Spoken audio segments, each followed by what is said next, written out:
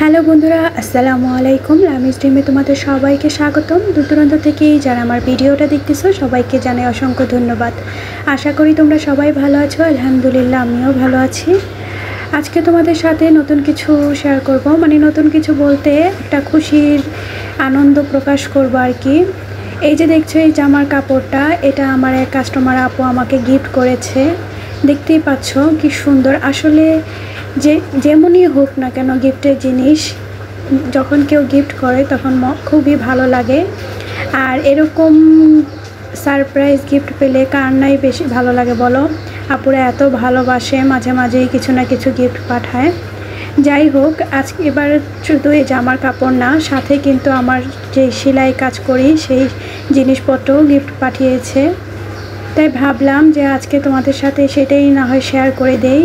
ছোটোখাটোর মধ্যে ভিডিওটা শেষ করে দিব শেয়ার করে। আর এই যে দেখো, ড্রেসটাও কিন্তু খুব ভালো, একবার সফট একটা সুতি কাপড়। আমাকে আবার কেউ কিছু গিফট করলে আমার এতটা আনন্দ লাগে, কিছু মানে বলার বাহিরে।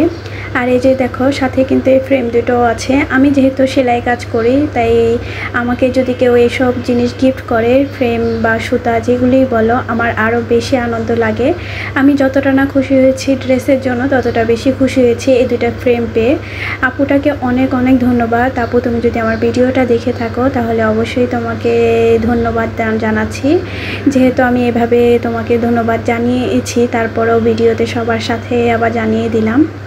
যারা আমার ভিডিওটা দেখতেছো প্লিজ একটা লাইক দিয়ে দিও। তোমাদের ছোট্ট একটা লাইক আমার ভিডিওটা সবার কাছে পৌঁছে দেবে। আর সবাই যেহেতু ঈদে বাড়িতে যাচ্ছ, তাই সবার জন্য শুভ কামনা রইল।